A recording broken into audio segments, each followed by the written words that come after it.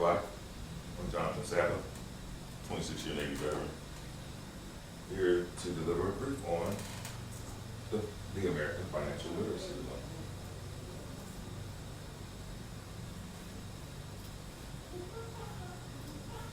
My agenda today will be introduction, right? Brief introduction of who I am and what I'm going to talk about. Educational efforts, access to resources, right? In terms of financial literacy, government initiatives, impact of technology, consumer behavior, and overall assessment of financial literacy in America.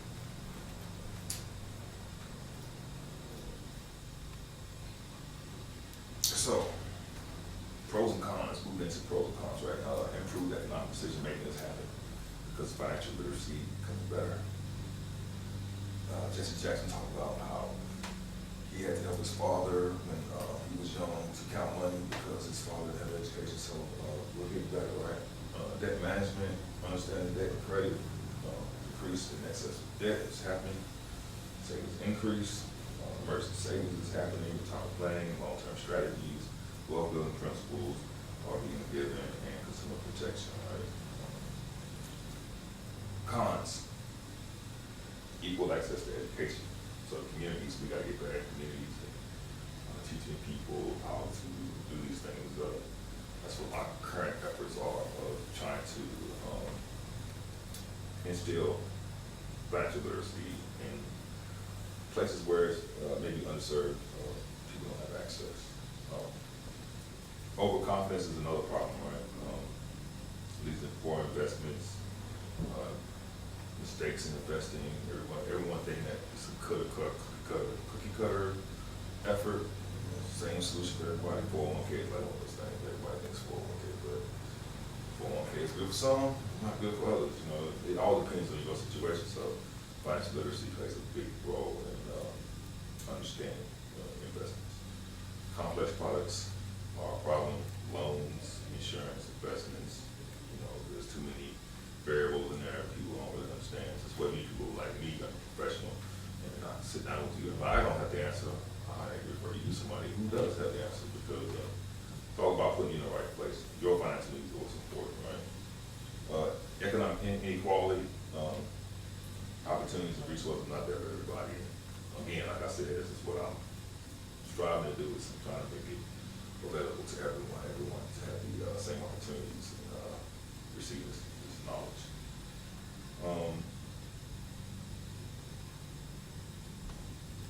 And just inconsistencies, right? Variations to inequality, inconsistency, right? That's pretty self-explanatory. Addressing these gaps requires concerted efforts such as integrating financial literacy into educational curricula, encouraging dialogue around money management, and providing accessible resources to improve financial understanding. Chatbots, AI. So educational efforts. We're improving in America. We are improving. Growing recognition of the importance of financial education. So we are recognizing now that we do need to improve financial education. President Trump just started the Trump accounts, right? Should boost financial literacy via real-world investing for children. Proper utilization of that money, right? That goes back to what I talked about initially when I opened. Informed decision making, right? Informed decision making. America's Bankers Association launched a program in 2026 you can look into. Programs in schools vary. State level mandates. If you have a state that you should be looking into, if your state mandates personal finance as a course for graduation, like you can really encourage your kids, right? Pay attention to those classes. You already know. I mean, you've been around the block. If you're my age, 49 years old, you've been around the block, and you understand. Even if you're a young adult and you just hit the workforce, right? And you're experiencing paying your own cell phone bills, your car note, insurance, stuff like that. You know how important it is to plan personal finances. So if your state requires it for graduation, encourage those kids to pay attention to those classes, right? It starts from home, man. A lot of people want financial education in schools.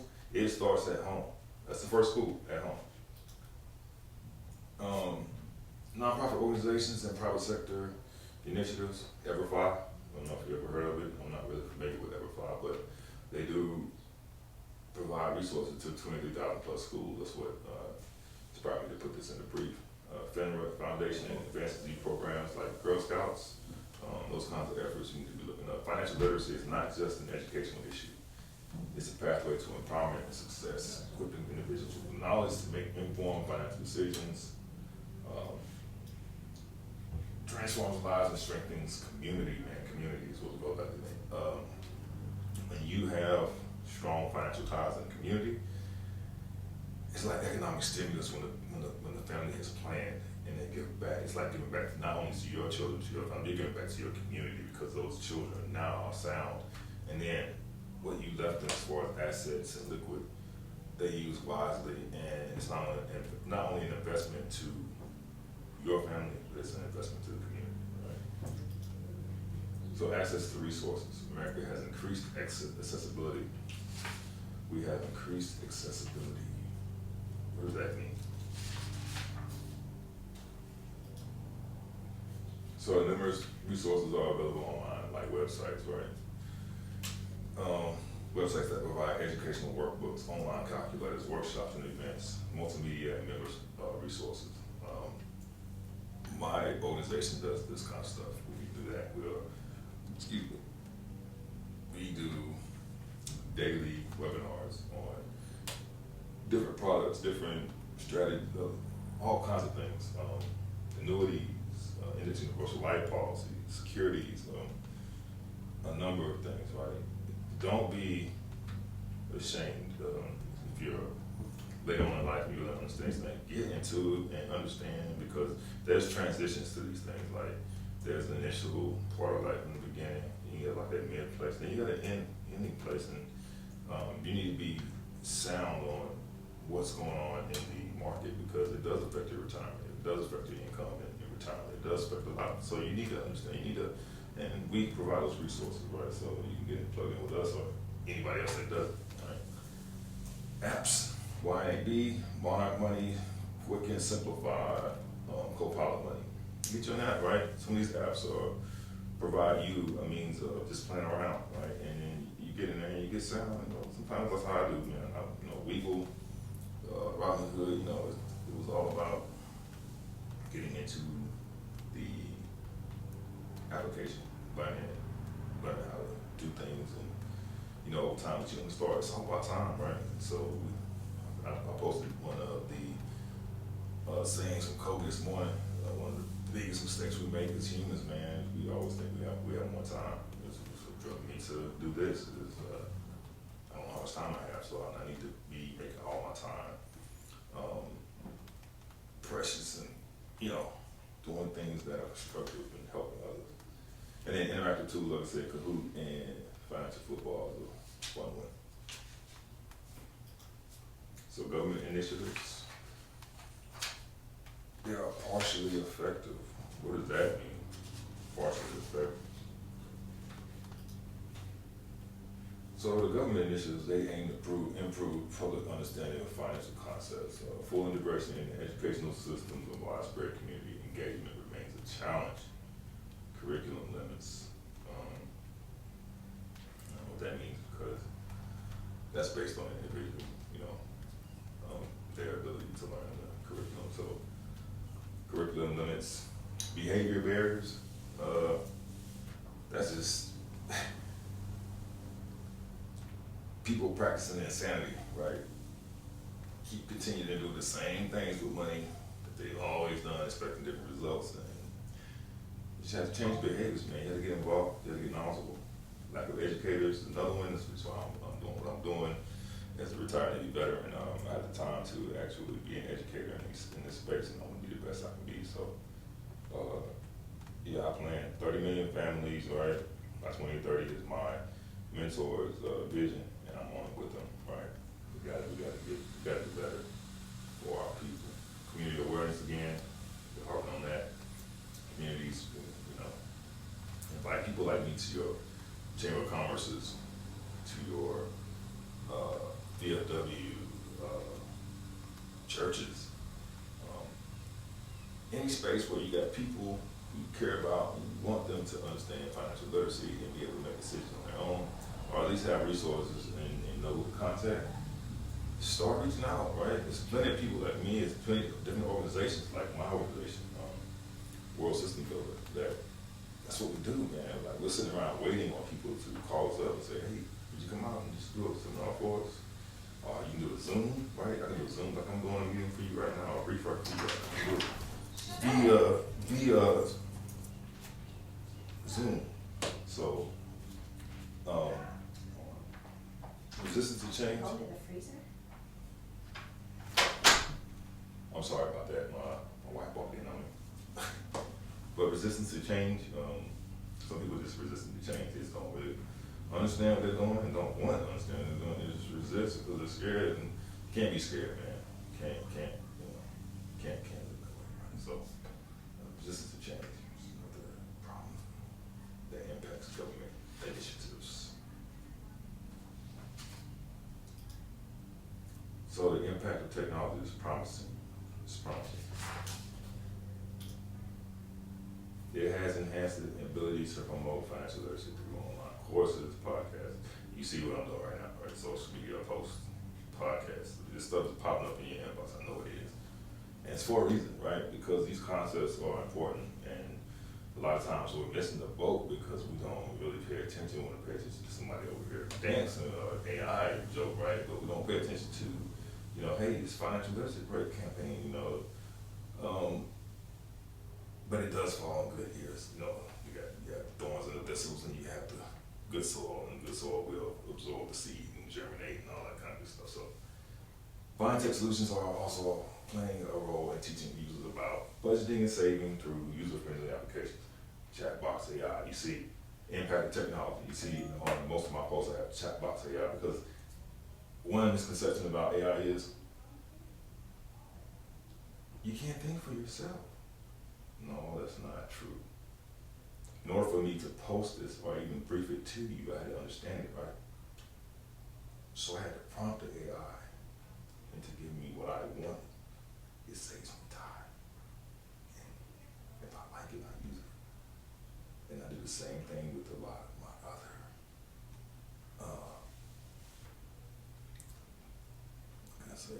things I like to do, right? I use instead of wasting time spinning my wheels and trying to research and look through all my books and on side I can, and so it comes in, but what I can do is I can fact check the information through peer reviewed sources and stuff like that. And so technology, man, use technology. Don't be afraid of it. Yes, it can be dangerous in the wrong hands. Technology is dangerous. It is dangerous in the wrong hands. It can also be very useful. So use those courses, podcasts, social media, right, to improve your financial literacy understanding. Consumer behavior is concerning. All right, so studies show that many Americans struggle with managing debt, saving for emergencies, planning for retirement. This indicates a lack of application of financial knowledge in real life situations.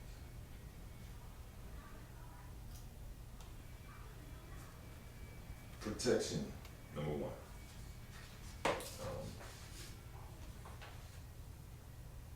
If you're not self-insured, the first thing you need is protection in your life. That's why I'll go back to where I started, right?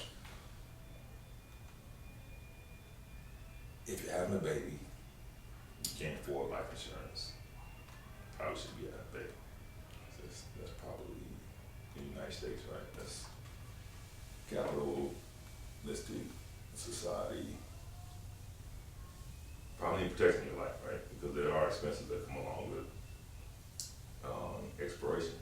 So when there's a death in the family, whether you want just cremation or, there's always gonna be expense, right? And not only for the fact that someone passed or perished, but also to provide stimulus to your family in the event of a loss. So that's where protection comes into play. You want to protect your most valuable asset the most valuable asset that you have, which is you.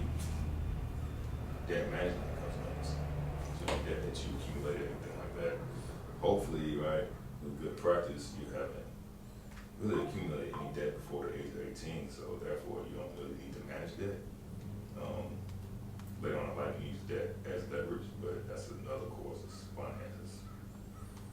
It's like, sort of like the joke Trevor Noah has for Elon Musk and leveraging his shares of stock, right? He has outstanding shares, but his company is worth that much money, so he can borrow, but that's a different conversation.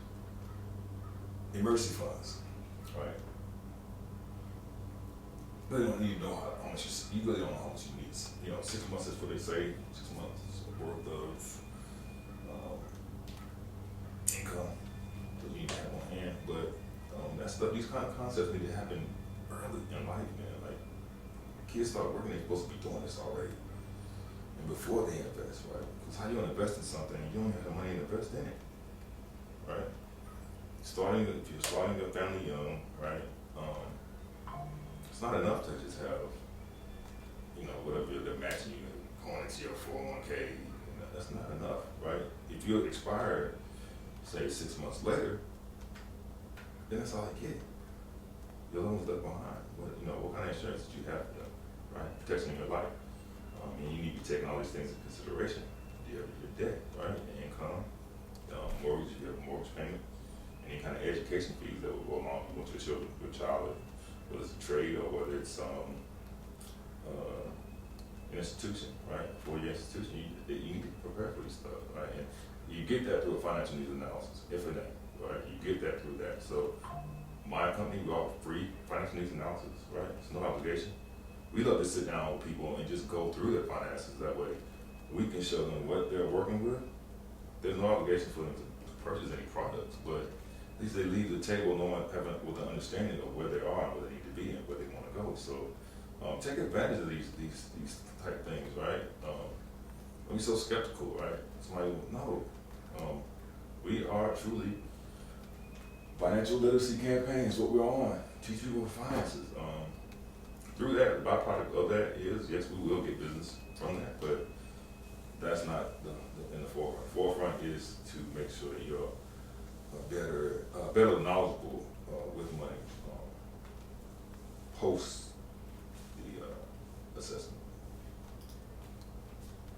So, overall assessment, we need improvement. Concerted efforts involving schools. My sister's she's a teacher right now. I'm trying to recruit her to be an agent with me because her ability to capability. She's an educator. I'm also looking for people who are transitioning out and ready to retire. Need to be something else to do.